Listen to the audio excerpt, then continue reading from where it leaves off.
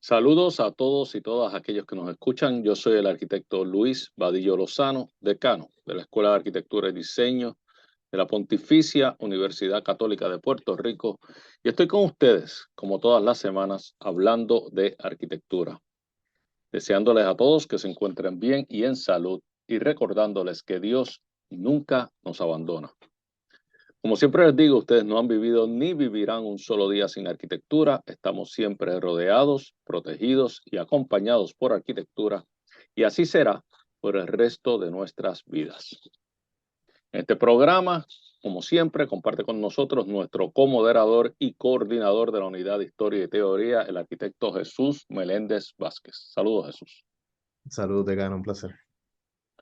Jesús, el programa anterior no nos dio para cubrir el tema que tú habías sugerido, que es la lectura interesantísima, por cierto, titulada Every Difference Makes a Difference y escrita por Remy Capdevila. Ella no es arquitecta, ella tiene formación en filosofía y atiende un tema interesantísimo acerca de la arquitectura y cuando una pieza arquitectónica es un original que no debe de ser copiado, o cuando una pieza arquitectónica es un, un elemento o una unidad que puede ser reproducida.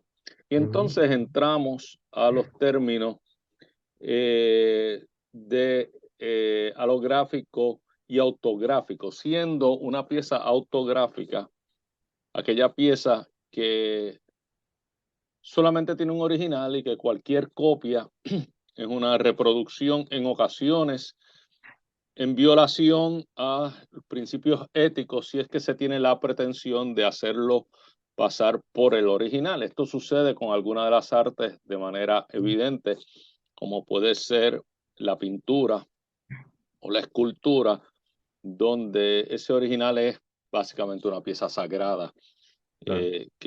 por el cual se puede reclamar que es única y que su reproducción no debe ser con pretensión de sustituir el original.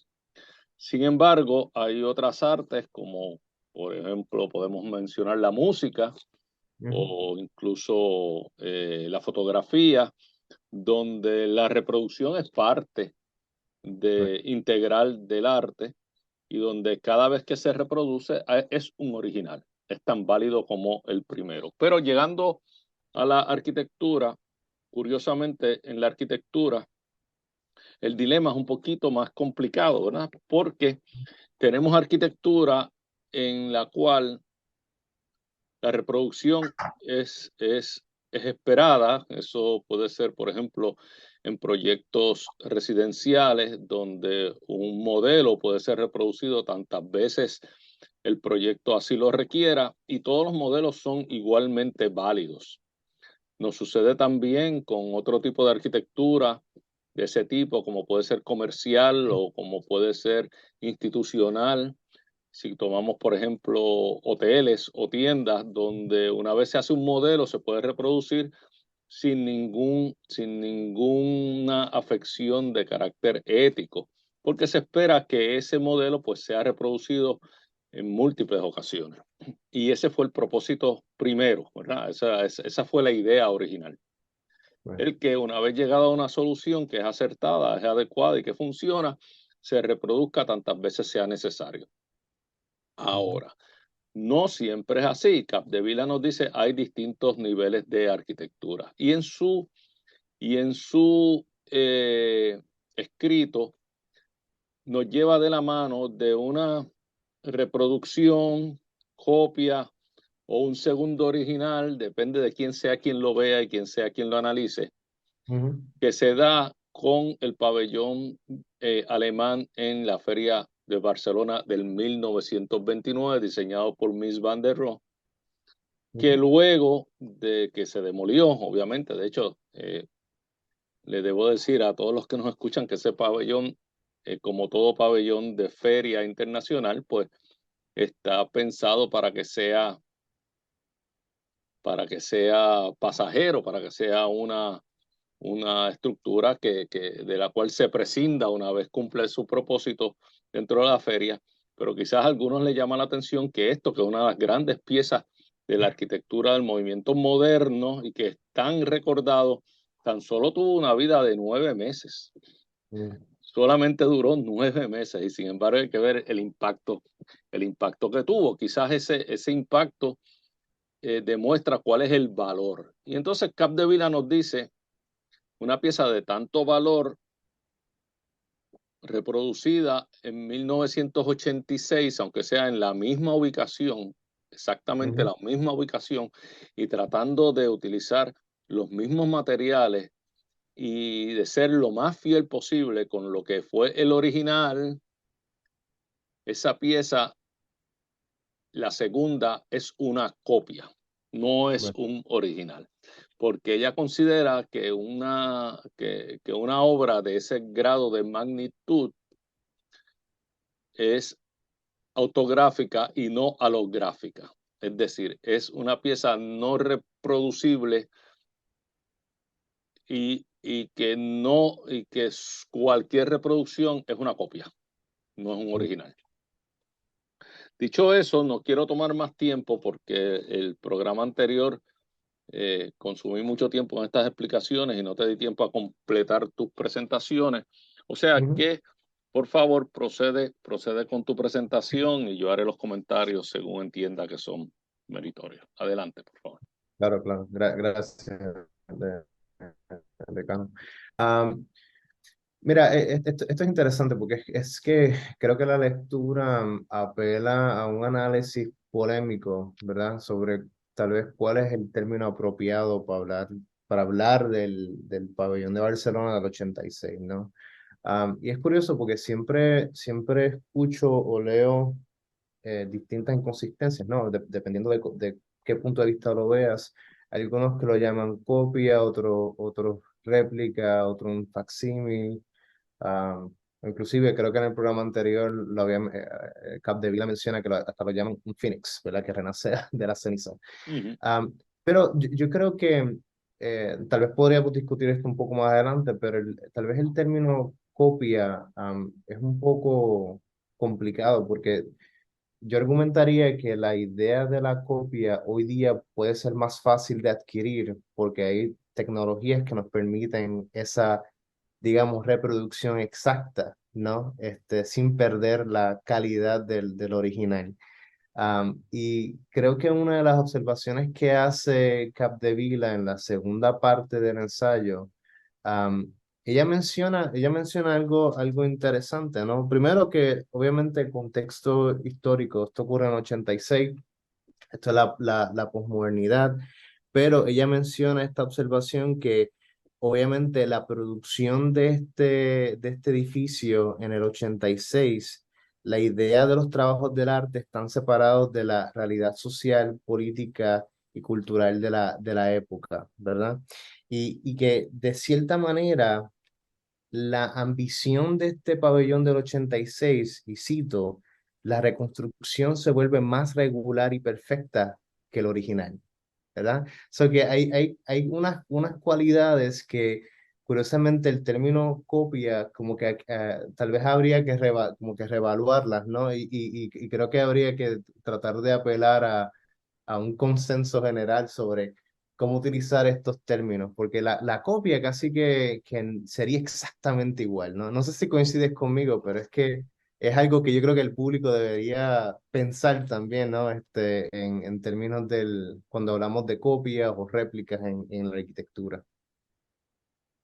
Bueno, ciertamente el pabellón al momento de su reproducción, a mí Ujú. también yo estoy como tú, Sí. no sé exactamente cuál es el término que debe utilizar, pero el momento de su reproducción en 1986 no tenía toda la información original que se hubiese querido tener para poder reclamar que es idéntico Claro. al original. y en ese momento hubo que hacer muchas asunciones.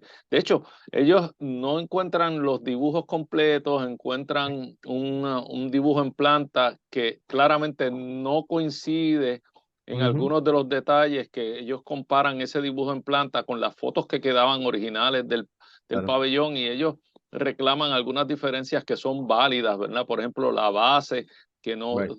no queda expuesta por todos sus lados, un banco en travertino, el famoso Ujú, banco en travertino frente al pont que no tiene la longitud right. que indica el dibujo.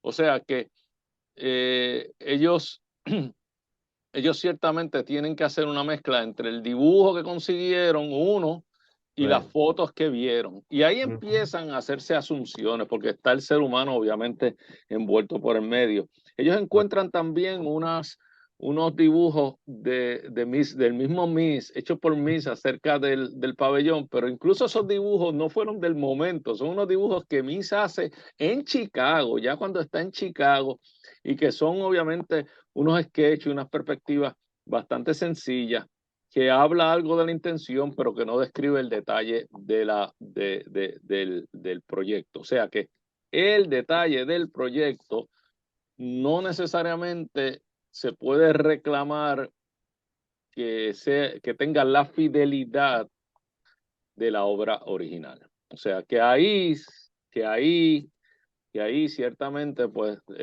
como justamente el título del ensayo es que una diferencia hace la diferencia, pues ahí debemos de presumir que hay algunas diferencias, resultado de las asunciones que se construyeron, que se hicieron durante la construcción del pabellón del 86, ahora estoy hablando. O sea Exacto. que sí, después quiero traer una cita de Goodman que a mí me parece que nos arroja un poquito más de luz sobre Claro. qué es la diferencia entre halográfico y autográfico, porque a fin de cuentas esos términos no son de Capdevila, son Son de de good. Goodman. Mm. Pero adelante, por favor. Sí, de hecho, quería volver nuevamente a explicar esas ideas de lo holográfico, el autográfico.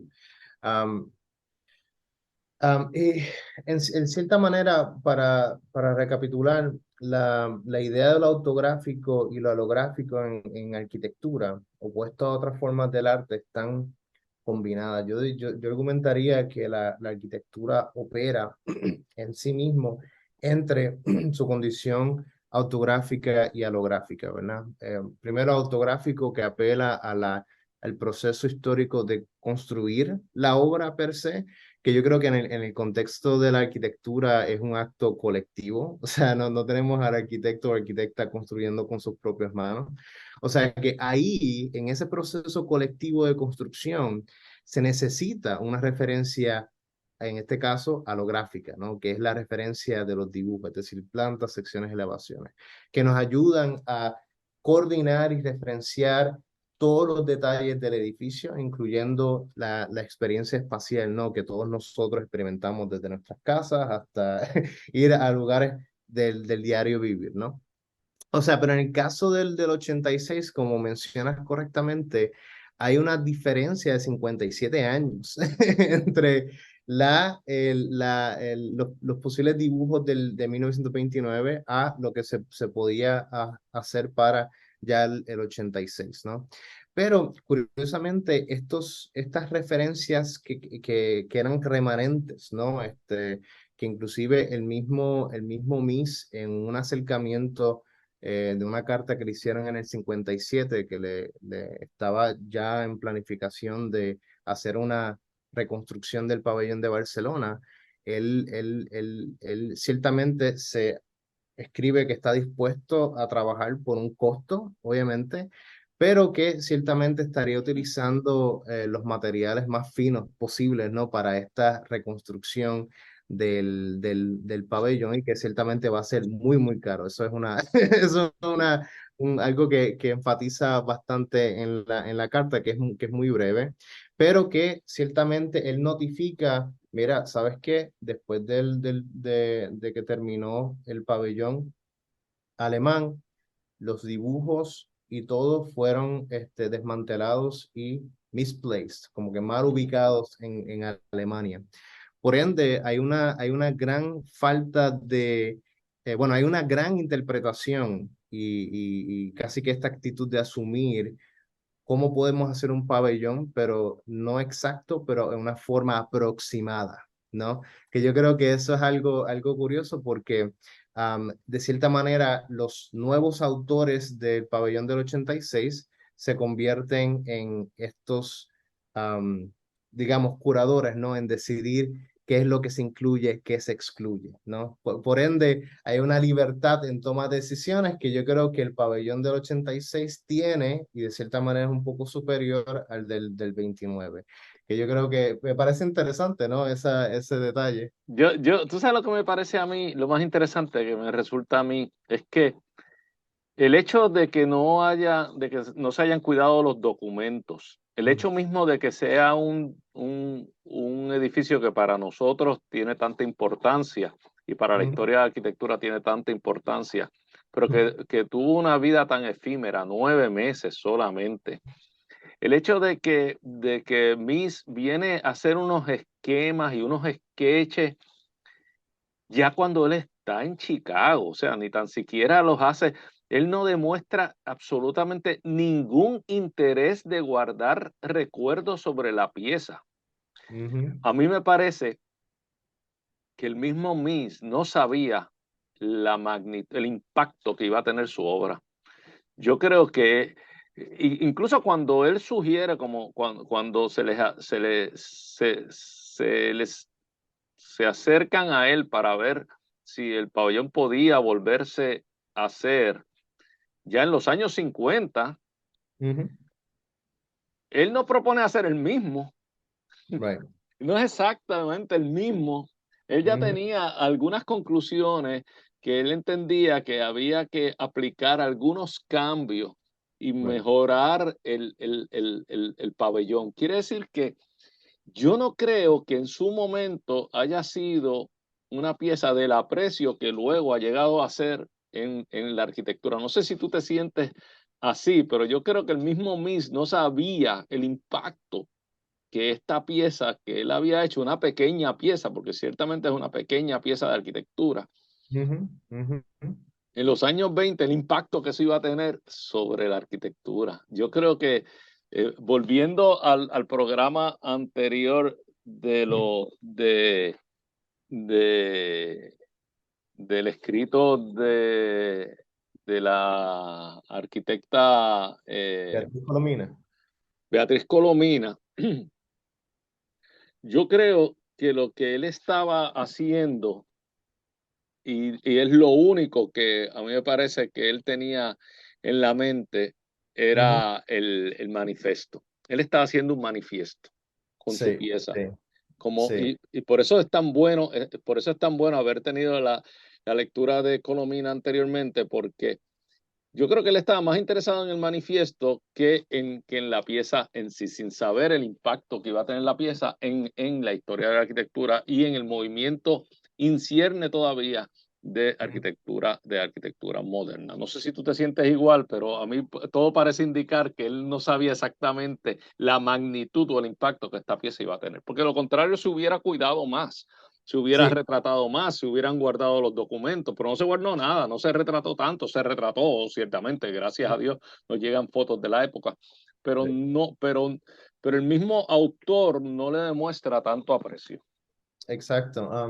Yo creo que, y tal vez con esto podemos terminar la primera parte, pero yo creo que el pabellón, como argumentaría Beatriz Colomina, se vuelve uno de los primeros ejemplos sobre cómo la mediatización, cómo la arquitectura moderna se convierte en el medio, o los medios de Exacto. comunicación.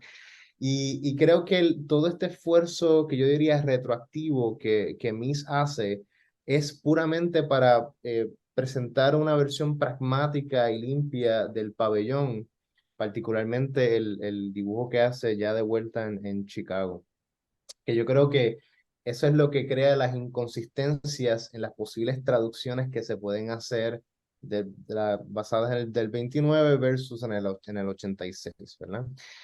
Y de nuevo, yo creo que aquí lo que revela al final del día es que en el contexto de la arquitectura moderna, la, casi que el espíritu del edificio no pierde casi su valor cuando es una reconstrucción, ¿no? Al contrario, yo creo que lo polémico dentro de la reconstrucción del 86 es que a pesar de que para algunos pierde una cierta delicadeza, ¿no? O originalidad, para otros se convierte en perpetuar el legado del pabellón del 29. Es curioso, me sorprendes con ese pensamiento de cierre de esta primera mitad, pero no tenemos tiempo de abundar sobre él. Es interesantísimo que esté llegando a esas conclusiones. Eh, yo creo que pues, debemos de continuar en la segunda mitad, donde lo estamos dejando ahora. La gente que nos está escuchando, no se retire, volvemos en unos minutos. Esto es Arquitectura en Blanco y Negro. Arquitectura en blanco y negro. Amigos, aquí de regreso, yo soy el arquitecto Luis Vadillo Lozano, decano de la Escuela de Arquitectura y Diseño de la Pontificia Universidad Católica de Puerto Rico, y esto es Arquitectura en Blanco y Negro. Les invitamos a que nos busquen en YouTube bajo el mismo nombre, Arquitectura en Blanco y Negro, donde todas las semanas encontrarán nuevo contenido. En este programa compartiremos con ustedes conocimiento de esta bella profesión de la arquitectura, aquellos que les sirvan para evaluar, observar, saber exigir y saber apreciar la buena arquitectura. Continúa con nosotros, como siempre, nuestro comantenedor y coordinador de la Unidad de Historia y Teoría, el arquitecto Jesús Meléndez Vázquez. Saludos, Jesús. Saludos. Bueno, Jesús, continuamos con este interesante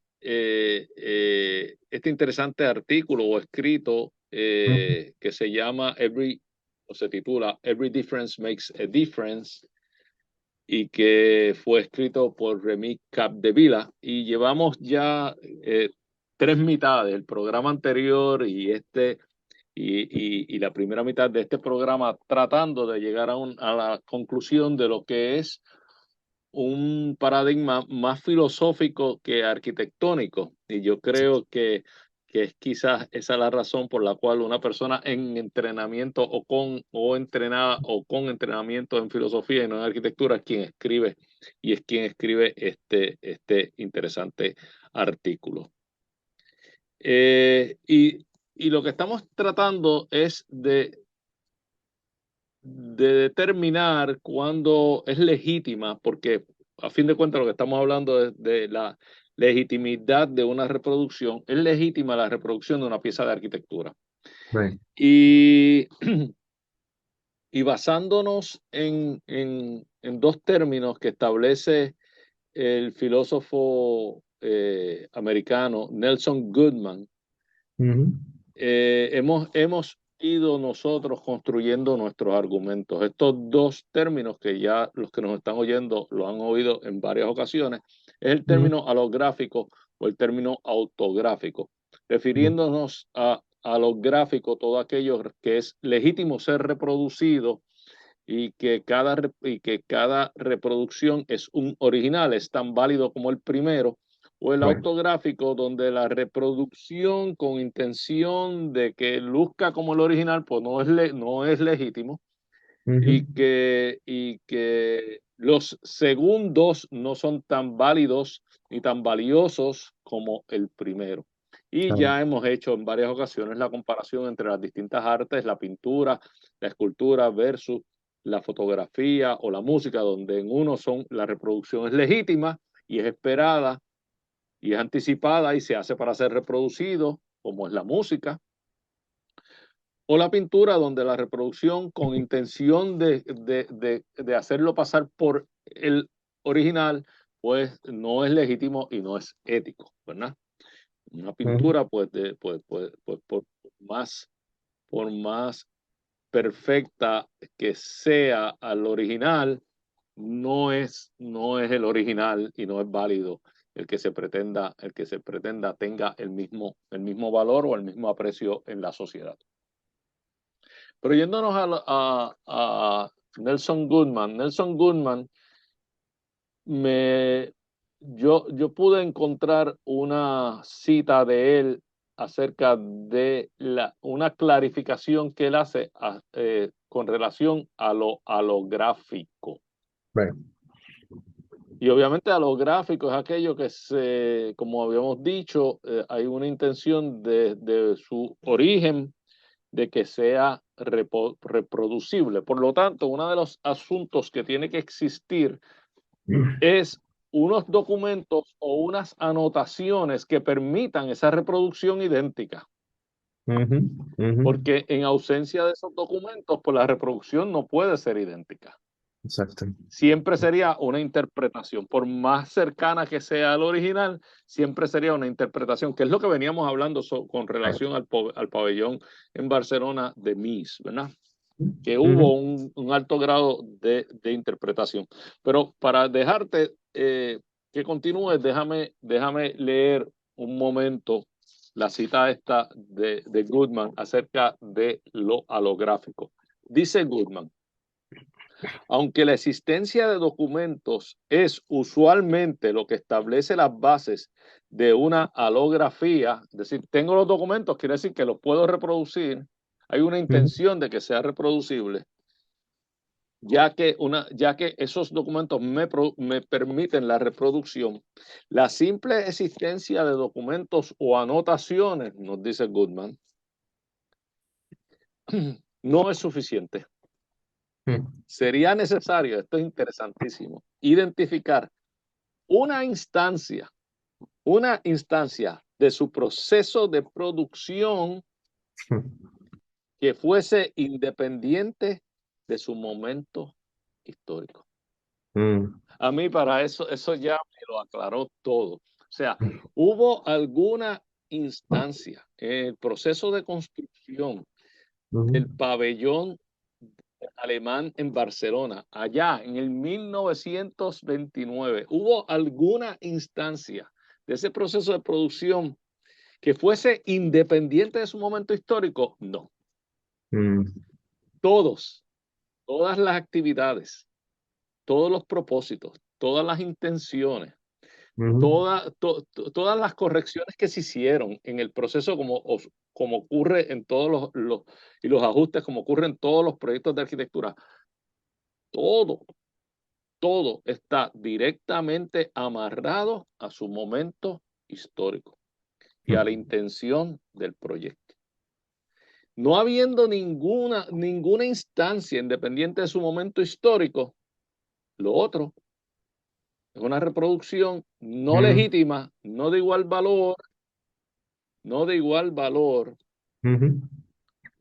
porque fue una interpretación. Es decir, cuando tú haces un proyecto cuya intención desde el principio, tú eres el diseñador de una urbanización, por ejemplo, o tú eres el diseñador de un hotel de cadena, o de un restaurante de cadena, de un fast food, de tantos estos fast food que nos rodean. Hay muchas instancias en ese proceso, muchas instancias que no están amarradas a la intención del momento, que están hechas con la intención de que esto es un proceso de aprendizaje quizás para el próximo, me va a servir en el próximo, hacemos esto, cuidado con esto, en el anterior hicimos esto, o sea que no están amarrados a este instante, están amarrados a experiencias previas o a intenciones futuras. Y eso lo hace a lo gráfico, cuando tú puedes identificar instancias o instantes que no están amarradas a ese momento histórico. Pero cuando todo gira alrededor del propósito del proyecto para ese instante, para esa situación, entonces es autográfico y no es holográfico. A mí me parece que eso fue fabuloso. Cuando yo encontré esa frase, como que me despejó tantas y tantas y tantas dudas. Y no la encontré en Capdevila, lo encontré en Goodman. Pero adelante, no quiero tomar más de tu tiempo. No sé si esa frase, si esa cita la habías visto, pero no sé si te gusta, pero a mí me encantó cuando lo vi.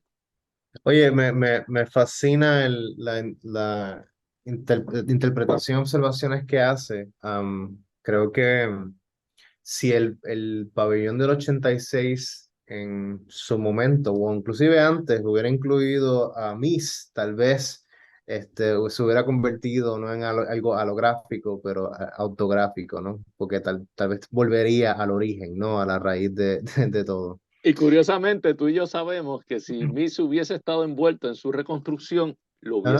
lo hubiese cambiado, Sí, no lo sí. hubiese hecho idéntico. Sí, No sí, lo porque hubiese hecho. es típico de la práctica de Miss en que tienen algo en común, pero no son iguales nunca. No se repite per se en su lenguaje Y arquitectónico. es típico de lo que hablábamos la otra vez cuando nosotros decíamos y esto hace 2 programas atrás, que cuando la arquitectura toma tanto y tanto y tanto tiempo en hacerse, que cuando se Claro, viene a terminar el objeto arquitectónico, ya uno como creador de él lo haría diferente. Porque exacto. quizás aquello que era innovador, cuando tú lo pensaste y empezaste a dibujarlo y a diseñarlo, ya no Right, es tan innovador a la conclusión. Y como Mies era un gran crítico de él mismo, right. él hubiese cambiado, él nunca hubiese tratado de reproducir el mismo Exacto, pabellón. Nunca. Yo creo que exactamente. eso no se hubiese dado. No se Sí. hubiese dado. Oye, pero hay algo interesante, y tal vez con esto lo conecto con estas dos imágenes que tengo aquí, sobre que las reconstrucciones en sí cuestionan la naturaleza de lo construido, o al menos de los edificios, ¿no? Y yo creo que este ensayo también alude a estas nociones que tenemos en arquitectura sobre preservación y conservación.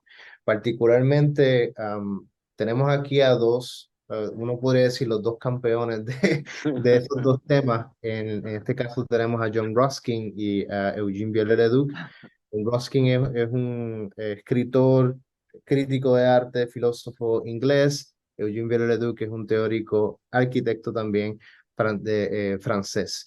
Y ambos estuvieron muy activos en lo que es en este escenario crítico sobre cómo deberíamos relacionarnos a la memoria de un edificio, ¿no? De algo existente, que yo creo que en el caso de los arquitectos del 86 tenían que pensar, bueno, tenemos fotografías, pero hay que tratar de entender la memoria, ¿no? Del pabellón del 29. Pero lo interesante es que a pesar de que John Ruskin y Eugene Leduc son dos figuras diametralmente opuestas que emiten dos actitudes distintas, como por ejemplo John Ruskin, que podremos decir, él propone una visión alegórica de la ruina del edificio patrimonial importante histórico, versus Eugene Leduc trae a la mesa un componente simbólico. Es decir, que la alegoría que propone John Ruskin no es más que una traducción de nociones abstractas a un lenguaje pictórico, pero que a su vez no es más que una abstracción del objeto de los sentidos. Versus lo simbólico que en cambio unifica el objeto material con lo metafísico, ¿verdad? El fenómeno y su esencia. Que, yo creo que en el contexto del pabellón de Barcelona, casi que el artefacto del edificio con las nociones del espacio, am, casi que une estas dos ideas de lo alegórico y lo simbólico que propone Eugene Viollet-le-Duc y John Ruskin. Y que ciertamente mantienen, como lo que mencioné en la primera mitad, la esencia del espacio, pero que ciertamente permite esta modificación significativa porque apela a una memoria de un pasado, ¿no? No sé si coincides conmigo, pero es una observación que me pareció muy interesante entre cómo la idea de la reconstrucción, particularmente un edificio del siglo XX, unifica esos dos términos opuestos del siglo XIX.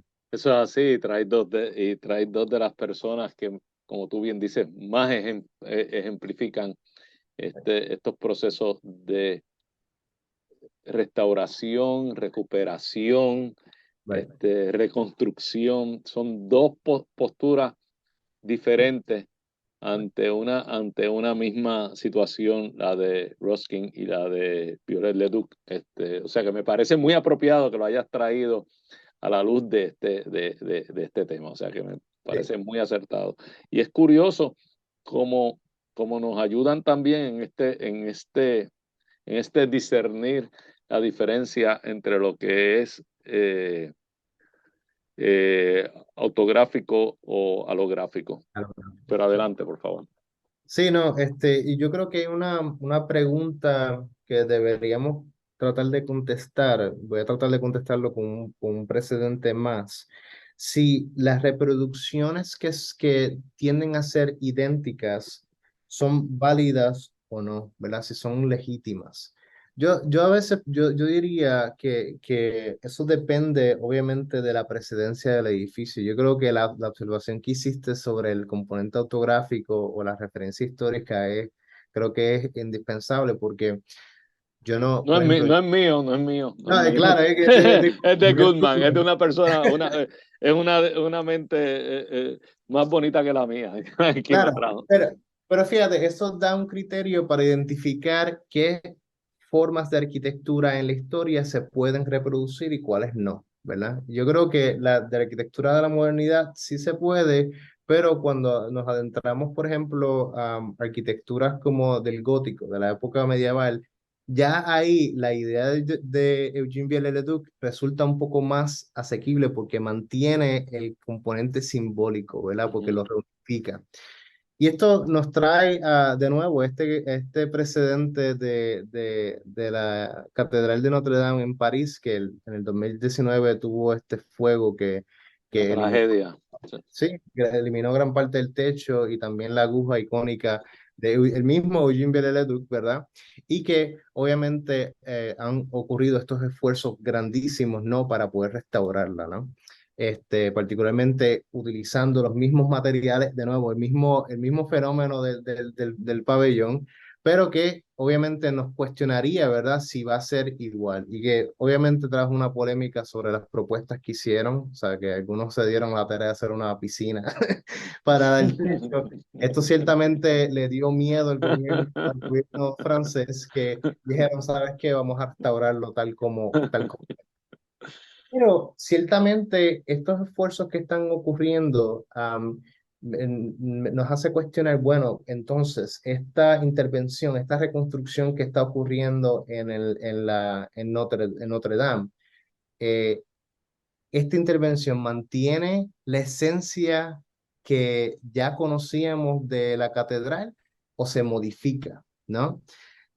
Yo argumentaría que este tipo de intervención no afecta la esencia del edificio porque primero está siendo respaldada por la documentación exhaustiva que hizo el mismo Eugene Viollet-le-Duc para la intervención de la aguja, ¿no? De la catedral. So, hay una referencia halográfica amarrada el contexto, ¿verdad?, autográfico de la obra. So que uno podría decir, sí, esta reconstrucción sí mantiene su espíritu, ¿no?, y su esencia unida, ¿verdad? Y que no la afectaría. No sé si coincides conmigo. Sí, hay sus diferencias con relación a la experiencia que se está teniendo con con el pabellón, en términos de que no necesariamente hay bueno, hay un rescate basado en unos documentos que sí son confirmables, eh, y en unos sistemas unos sistemas y unos materiales que son enteramente confirmables, con todo y que la estructura es más antigua. Pero yo creo que lo más importante para, para poder defender este esfuerzo de Notre Dame y los esfuerzos que mencionamos anteriormente que ocurrieron en Londres, que son igualmente gigantes, ¿verdad? De gran magnitud. La diferencia es la intención. Right. Y yo creo que la diferencia está clave en la definición que da Goodman y que leí sobre qué es halográfico. Yo creo que si nosotros leemos bien esa frase de Goodman que yo leí, nos referimos a ella, vamos a ver que esto que está pasando en Notre Dame o lo que pasó en la reconstrucción de los grandes edificios de Londres luego del bombardeo de la Segunda Guerra Mundial por parte de los nazis, tiene una legitimidad mayor que lo del pabellón. Lo del pabellón, bien lo dijo Capdevila, es con la intención de convertirlo en una especie de souvenir. Exacto. No es con la intención de que sea de nuevo la imagen de la nueva Alemania de los años 20 y de que esto es lo que nosotros somos capaces. Es poder traer más turistas. Y es en la intención donde yo creo que más aún que en los detallitos que podemos buscarle y seguramente encontraríamos diferencias entre lo original y esto, es en la intención, es para qué. Y eso yo creo que es una gran pregunta que quizás tú debieras de, antes de terminar esta mitad, decirme, porque ya la mitad, el tiempo se nos acabó. ¿Tú crees que era necesario y que aporta en algo el haber hecho esta reconstrucción en el 86? Mira, son dos preguntas distintas, pero yo creo que no. La primera es un no. No creo que era necesario. Yo creo que el proceso de mediatización que pasó el pabellón después de su presencia y luego desconstrucción, lo inmortalizó como este ejemplo canónico, ¿no? De arquitectura moderna y creo que debió quedarse así. Pero contestando la segunda pregunta, creo que la idea de la réplica abre paso a otro entendimiento de la arquitectura, ¿no? Particularmente sobre cuando un edificio intenta desprenderse de su esencia espacial y permite, ¿no? Otras interpretaciones. Yo creo que la segunda tiene una implicación más en la disciplina, en cómo nos relacionamos a la arquitectura. Y la otra, obviamente la primera, alude más a la idea de cómo es el proceso historiográfico, ¿no? De la arquitectura. Esas serían mis dos contestaciones. Bueno, pues con eso ya nosotros definitivamente terminamos este programa, no sin antes llamar la atención sobre esta foto. La izquierda y la derecha nos dice bastante que las banderas son diferentes. Sí. Eso habla de que si esto se debía o no se debía de haber hecho y si la intención es la misma. Ciertamente no lo es y la bandera nos deja saber. Pero nada, sin más nada, te agradezco esta invitación a esta lectura que ciertamente, como dije en la vez anterior, la encontré divertidísima. La verdad es que me ha entretenido muchísimo y me ha abierto un tema nuevo de conversación en algunos momentos cuando uno esté por ahí tratando de hablar de algo que no, usualmente temas de estos que uno no toca muy a menudo. Este es un buen tema. Sin más nada, gracias Jesús y gracias a todos los que nos han acompañado durante esta hora. Esto es Arquitectura en Blanco y Negro y los esperamos la próxima semana. Todos vivimos en sintonía con la arquitectura. Queremos escuchar tus ideas, dudas y preocupaciones. Escríbenos a arquitecturaenblancoynegro@pucpr.edu. Arquitectura en Blanco y Negro es una producción de la Pontificia Universidad Católica de Puerto Rico.